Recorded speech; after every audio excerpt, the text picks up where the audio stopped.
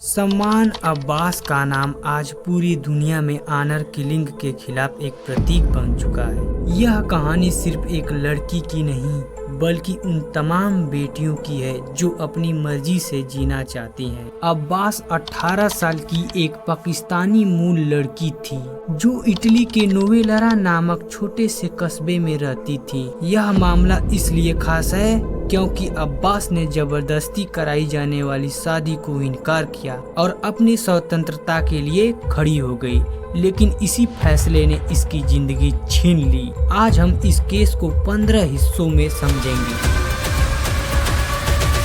ताकि सच्चाई और इसके पीछे छुपे सबक दोनों हमारे सामने आए। अब्बास का परिवार पाकिस्तान से सन 2016 में इटली आया था। इनके माता पिता का सोच पारंपरिक था। वे चाहते थे इनकी बेटियां इसी तरह जीवन बिताए जैसे मूल देश में होता है। इनका परिवार इटली में बस तो लिया था, लेकिन सोच पूरी तरह आधुनिक नहीं बनी थी। अब्बास ने बचपन से ही मेहनती और समझदार रवैया दिखाया।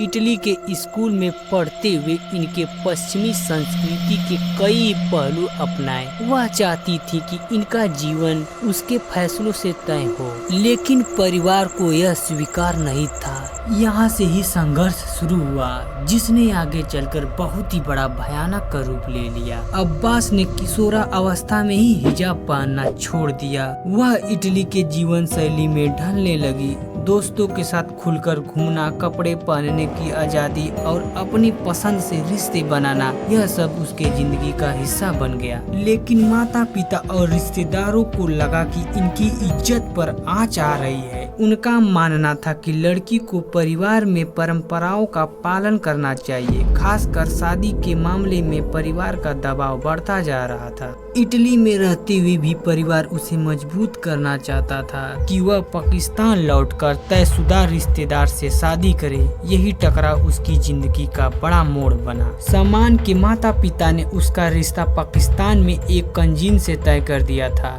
यह अरेंज मैरिज उसकी मर्जी के खिलाफ थी। सलमान ने साफ कह दिया कि यह शादी नहीं करेगी। उसने सामाजिक सेवाओं से भी मदद मांगी। इटली में ऐसी संस्थाएं हैं जो जबरन विवाह से लड़कियों की रक्षा करती है। सलमान ने खुलकर कहा कि उसके घर वाले उस पर दबाव डालते हैं और उसे जान का खतरा है। कुछ समय के लिए वह सरकारी संरक्षण में भी रही, लेकिन बाद में परिवार के दबाव और समझाने के बाद घर वापस लौट आई। यह निर्णय इसके लिए बहुत ही बड़ा घातक साबित हुआ। 30 अप्रैल 2021 की रात सलमान को आखिरी बार जीवित देखा गया। सीसीटीवी फुटेज में वह अपने घर से बाहर निकलती दिखी। उसके बाद उसके बारे में कोई जानकारी नहीं मिली। अगले ही दिन उसका पूरा परिवार अचानक पाकिस्तान रवाना हो गया। यह बात पुलिस को और ज्यादा गंभीर लगी। सवाल उठे, अगर लड़की गायब है तो परिवार अचानक देश क्यों छोड़ गया? परिवार ने दावा किया कि अब्बास खुद कहीं चली गई है, लेकिन सबूत कहानी कुछ और ही कह रहे थे। यहीं से इटली पुलिस ने इसे हत्या का शक मानकर गंभीर जांच शुरू की। पुलिस ने आसपास के सीसीटीवी फुटेज, मोबाइल रिकॉर्ड और गवाहों से पूछताछ शुरू की। घर के आसपास लगे कैमरों में चौंकाने वाली वीडियो सामने आई। वीडियो में परिवार के लोग देर रात बड़े बैग, दस्ताने और औजार लिए बाहर जाते दिखे। ये औजार खेतों में गड्ढे खोदने के काम में इस्तेमाल होते हैं।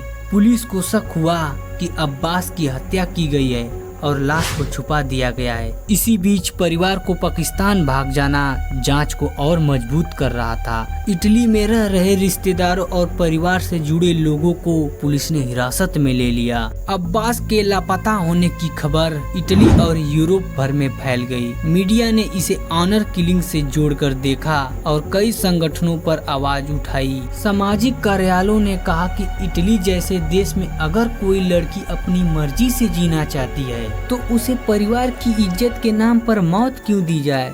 इस मामले पर पाकिस्तान और इटली के बीच भी चर्चा शुरू हो गई। कई मानव अधिकार संस्थाओं ने मांग की कि परिवार पर सख्त कार्रवाई हो और ऐसे मामलों में कानून और ज्यादा कठोर बने। लगभग 1.5 साल बाद नवंबर 2022 में पुलिस को सफलता मिली। नोवेलरा के पास एक प्रत्यत नामक फार्म हाउस में खुदाई करने के दौरान एक मानव की बॉडी मिली और इस बॉडी को पुलिस ने जांच के लिए पुष्टि की। पता चला कि यह सम्मान का ही बॉडी है और इस बॉडी का पहचान, दंत रिकॉर्ड और डीएनए टेस्ट भी कराई गई। पोस्टमार्टम रिपोर्ट से साफ साफ निकल कर आया कि इस लड़की का गर्दन की हड्डी पहले से ही टूटी हुई थी, यानी इस लड़की की हत्या गला दबाकर की गई थी। यह खुलासा पूरे यूरोप को हिला देने वाला था। अब यह साफ हो गया कि सम्मान ने घर खुद नहीं छोड़ा था, बल्कि उसे योजना बनाकर मौत के घाट उतारा गया। और जांच में सामने आया कि सम्मान के माता पिता और चाचा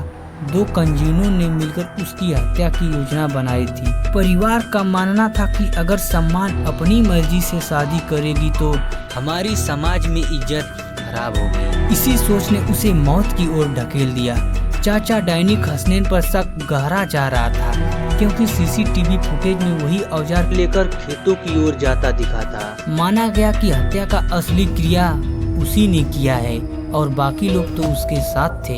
यह पूरी घटना ऑनर किलिंग बन गई थी। सन 2022 में चाचा दैनिक हसनैन को इटली पुलिस ने पकड़ लिया। 2023 में परिवार के कई सदस्य कोर्ट के घरों में आ गए। पिता सब्बर और मां नजिया दोनों एक साथ पाकिस्तान में रह रहे थे, लेकिन इंटरपोल के दबाव के कारण इन्हें भी पाकिस्तान से इटली लाया गया। सबूतों के आधार पर केस चला और गवाहों के बयान, सीसीटीवी फुटेज और औजारों ने साफ कर दिया कि इस लड़की की हत्या परिवार के ही लोग ने की है। और मुकदमा बहुत लंबा चला। अदालत ने बहुत कठोर रुख अपनाया ताकि भविष्य में कोई भी परिवार इज्जत के नाम पर लड़की की जान लेने के बारे में सोच भी न सके। सन 2023 में इटली अदालत ने बड़ा फैसला सुनाया। पिता सब्बर और मां नजिया को उम्र कैद की सजा दी गई। चाचा डेनिस को पहले 14 साल की सजा थी, लेकिन कुछ अपील के कारण उस सजा को बढ़ाकर 22 साल कर दी गई और 2 कंजीनों को पहले बरी किया गया था। अदालत ने उन्हें भी उच्च दोषी मानते हुए उसे भी उम्र कैद की सजा दे दिया। अदालत ने साफ कहा कि कोई भी परिवार की इज्जत किसी भी इंसान के जिंदगी से बड़ी नहीं हो सकती। यह फैसला पूरे यूरोप के महिला अधिकारों को ऐतिहासिक माना गया। पूरे समाज में यह सवाल उठा, आखिर परिवार बेटियों का रक्षक है या दबाव डालने वाला? तो सम्मान का परिवार उसके लिए सुरक्षा कवच बन सकता था, लेकिन उन्होंने उसकी जिंदगी ही छीन ली। यह सोच कि लड़की की शादी परिवार तय करेगा, अब ये आधुनिकता समाज में स्वीकार नहीं है। अब पूरे परिवार को समझना होगा कि बेटियों को भी फैसले लेने की स्वतंत्रता असली सम्मान है। सम्मान के केस के बाद इटली में ऑनर किलिंग और जबरी विवाह पर बहस तेज हो गई। कई मानव अधिकार संगठनों ने सरकार से मांग की कि कानून और ज्यादा कठोर बने। यूरोप के दूसरे देशों में भी इस घटना को सुनकर कानून व्यवस्था बढ़ा डाला। इटली ने पहले से ही कानून व्यवस्था 2019 में बनाया था, जिसमें विदेश में कराई गई जबरी विवाह को अपराध माना गया। लेकिन सम्मान का मामला यह साबित करता है कि अमल और निगरानी दोनों मजबूत होनी चाहिए। पूरे समाज में भी चर्चा शुरू हो गई कि बच्चों की स्वतंत्रता का अधिकार परिवार की जिम्मेदारी है। सम्मान की कहानी दुख भरी जरूर है, लेकिन उसने पूरे विश्व को एक संदेश दिया है। उसने अपनी मर्जी के खिलाफ शादी से इनकार किया और अपने अधिकारों के लिए खड़ी रही। उसकी मौत ने यह दिखा दिया कि ऑनर किलिंग जैसी मानसिकता अभी भी जिंदा है। लेकिन न्याय ने साबित किया कि सच्चाई और हिम्मत कभी दब नहीं सकती। और सम्मान उन तमाम लड़कियों की प्रेरणा है जो अपनी जिंदगी अपने दम पर जीना चाहती है। यह कहानी हमें चेतावनी देती है कि अगर हम बेटियों को नहीं बचा पाए तो समाज कभी आगे नहीं बढ़ पाएगा। और सम्मान की केस हमें बताती है कि परंपरा और आधुनिकता की जंग में सबसे ज्यादा पीड़ित लड़कियां ही होती हैं। इटली की अदालत का फैसला एक मिसाल है कि चाहे अपराधी माता पिता ही क्यों न हो, सजा जरूर मिलेगी। यह घटना मानव अधिकारों के लिए एक नई आवाज बनी। हमें यह याद रखनी चाहिए कि इज्जत कभी भी इंसान की जान से बड़ी नहीं हो सकती। सम्मान अब्बास हमेशा याद की जाएगी, एक प्रतीक के रूप में और एक हिम्मत के रूप में। Thank you.